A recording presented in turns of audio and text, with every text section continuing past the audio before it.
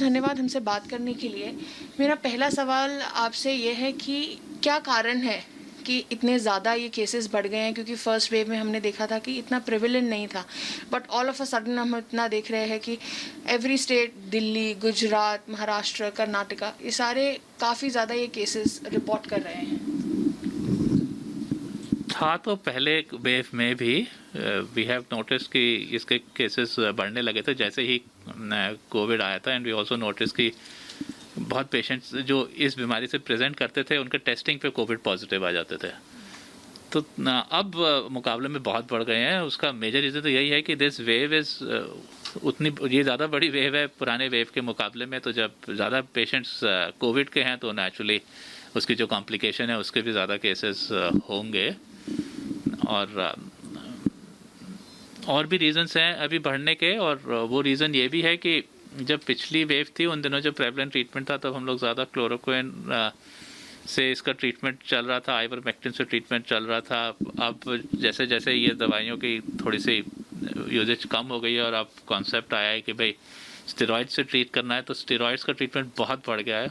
जब आप स्टेरॉइड से किसी पेशेंट को ट्रीटमेंट देते हैं तो उससे इम्यूनिटी कॉम्प्रोमाइज़ होती है और ये बीमारी बेसिकली कम इम्यूनिटी की वजह से ही होती है। तो आज के दिन में जो स्टेरॉइड्स का इतना ज़्यादा यूज़ और थोड़ा मिसयूज़ की वजह से जो है भी ये प्रॉब्लम बढ़ गई है। ऐसा क्या कर सकता है कोविड पेशेंट? वो क्या साइंस वॉच करे कि वो पहले ही इस चीज़ को कॉम्बैट कर ले कि अंत लेवल तक ना पहुंचे जहाँ पे कि ब्लाइंडनेस कॉज हो रही है? प्रिवेंशन की तरफ से यही बातें हैं कि भाई पहले तो अपने ब्लड शुगर पे वॉच रखिए, ब्लड शुगर चेक करा लीजिए। इतने सारे टेस्ट लोग कराते हैं, कोविड के साथ एक ब्लड शुगर का भी टेस्ट करा लें। और अगर पहले से डायबिटीज़ है तो और भी केयरफुल रहने की बात है। तो blood sugar should be tested and controlled. और दूसरा, जैसे मैंने कहा कि नीडलेसली स्टेरॉइड ना यूज़ किए जाएं। बहुत सारे पेशेंट्स नीडलेसली माइल्ड कोविड के लिए भी नीडलेसली स्टेरॉइड यूज़ कर रहे हैं। और होम में भी स्टेरॉइड यूज़ हो रहा है, सेल्फ मेडिकेशन में भी स्टेरॉइड यूज़ हो रहा है। तो नेचुरली ये दवाई हम लोग देते हैं पर बहुत केयरफुली देते हैं। अब जिस तरह से दवाई अभी यूज़ हो रही है, it's not being use so carefully, तो उस वजह से प्रॉब्लम आ रही है।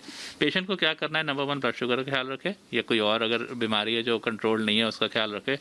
नंबर 2 कि अपने आप से दवाई ना लें, थोड़े डॉक्टर की सलाह से ही दवाई लें और नीडलेस लंबे कोर्सेज ना लें किसी भी दवाई के।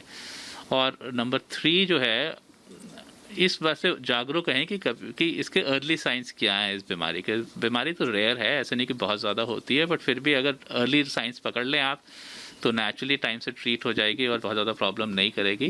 तो अर्ली साइंस जो है वो नोज़ से रिलेशन में होते हैं, फिर ये आई में फैलता है, फिर वो वहाँ से ब्रेन में फैलता है। तो जो अर्ली नोज़ के साइंस है उसमें है कि अगर आपका नाक में पस आ रही है, अगर आपके माउथ में दांत लूज़ हो रहे हैं, या कोई ब्लैक स्पॉट आ गया है अपर माउथ में, या फिर जो है आपके फेस पे थोड़ा सा डिस्कलरेशन आ गया है, या जो है थोड़ी झंझनाहट हो गई है, या सेंसेशन कम हो गया है, तो ये अर्ली साइंस हैं इस बीमारी के, जिसके लिए आपको केयरफुल रहने हैं। फिर वो हाँ, उसके आगे ये विजन लॉस भी करती है और भी कॉम्प्लिकेशंस करती है। तो बेटर है कि पहले ही पकड़ ली जाए और वहीं पे ट्रीट हो जाए।